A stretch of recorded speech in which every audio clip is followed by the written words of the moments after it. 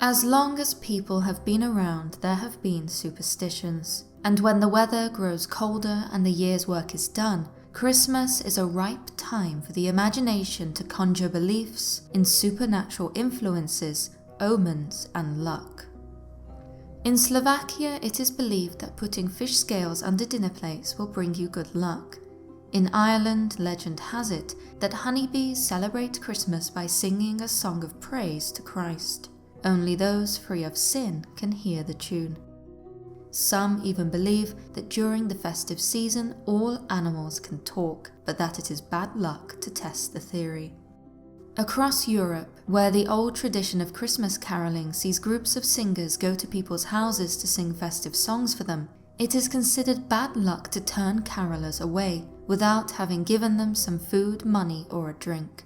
Abstain from such charity, and it is said that you will suffer bad luck for the rest of the year. Generosity has always been a hallmark of the Christmas season. One of the most obvious traditional references can be found in the New Testament, when baby Jesus received the gifts of gold, frankincense, and myrrh from the 3 wise men. Yet, one need not be the Son of God to receive presents. As well as demonstrating charity to Christmas carolers, it was considered traditional to give a Christmas box of gifts to servants on St. Stephen's Day as a thank you for good service throughout the year.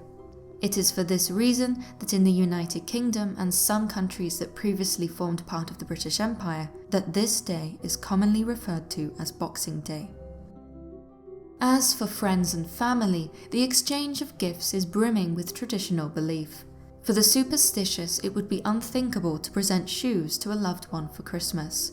The belief is that in doing so, that particular person may walk out of your life, either of their own accord or by dying. Even one of the traditional methods of gift giving, the hanging of stockings over the fireplace, has a story attached to it. An old tale of St. Nicholas has him drop gold down a chimney to provide dowries for an impoverished old man's 3 daughters. The gold, according to the tale, magically landed in the 3 sisters' stockings, which had been left drying by the fire. By recreating this scene and hanging our own stockings for gifts, we do so in the hope that we too may benefit from St. Nicholas's generosity. Whilst many diverse superstitions and traditions exist, some Christmas-time beliefs might have developed simply as an excuse for gluttony. One example of this is a Polish belief that the more you eat of the 12 traditional dishes at Christmas, the more pleasure you will store up for the coming year. In England, where mince pies have been eaten in one form or another since the time of the Crusades, it is said that one should eat as many of the traditional sweet and spiced pies as possible on Christmas Eve and afterward, as the amount you eat will determine how much luck you will have in the next year. Such indulgences are for many a traditional trait of the Christmas season. Certainly, this merry holiday has long been associated with feasting and abundance. In Roman times, gambling, drinking, and sensual excesses were a common element of the festive period. Then, in pre-Christian times, Christmas was known as Saturnalia, a festival held in the celebration of the Roman god Saturn. Only after the celebration became attached to the birth of Christ did it acquire a relatively tamer appearance. Irregardless of its religious meanings, Christmas is a time when people relax and think of the future. Indeed, some believe that the upcoming year is revealed and even determined by the events that occur around Christmas. In Greece, traditional belief would have people burn their old shoes in an attempt to bring good luck in the upcoming year. In the old port city of Bari in Italy, a statue of Saint Nicholas, the saint who is widely considered to have inspired the image of Santa Claus, is taken from the basilica which holds his bones in a ceremonial procession down to bless the sea for the coming year.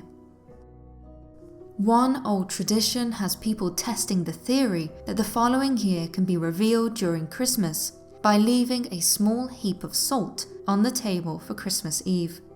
Should it be undisturbed the following morning, then all would be well for the following year. However, if the pile was altered, or worse, dissolved, it could mean death approaches next year. In some parts of Ireland, a darker test of the future is traditionally performed on Twelfth Night.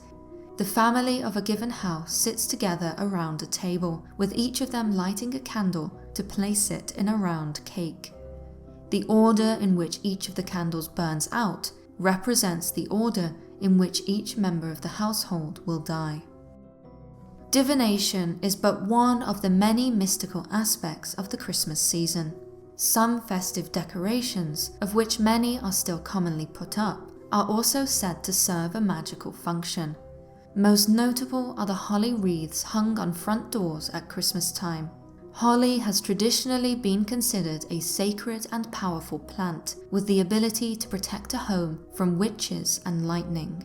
And if one were to find a holly wreath loaded with red berries, this would be regarded as even more powerful and able to bring plentiful good luck into the home.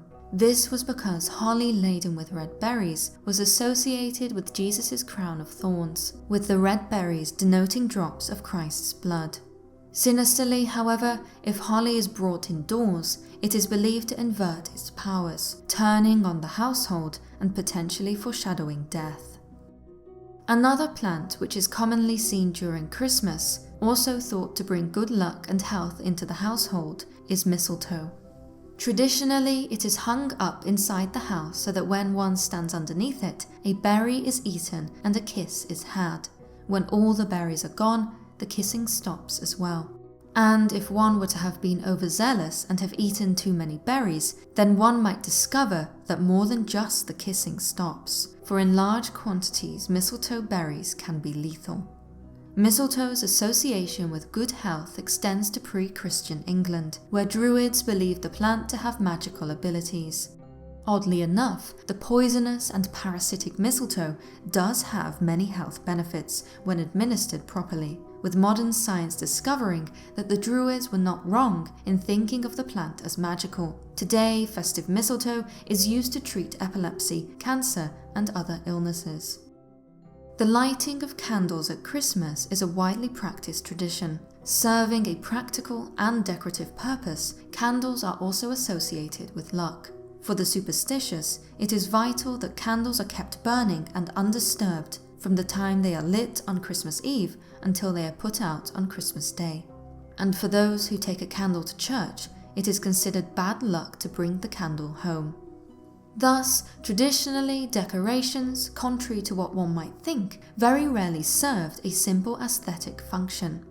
As well as being thought of as having magical properties, decorations also help to define the Christmas season as distinct from the rest of the year. Certainly, leaving one's decorations up after Twelfth Night was believed to invite the devil into one's home. A more modern superstition is that playing Christmas music outside the festive season attracts bad luck. Christmas is a special and separate time of year. As the nights grow colder and darker, this separateness has fostered a belief that the world does indeed become a more mystical and mysterious place. Perhaps strangely, thoughts of death and the afterlife are commonplace in many cultures at this time of year.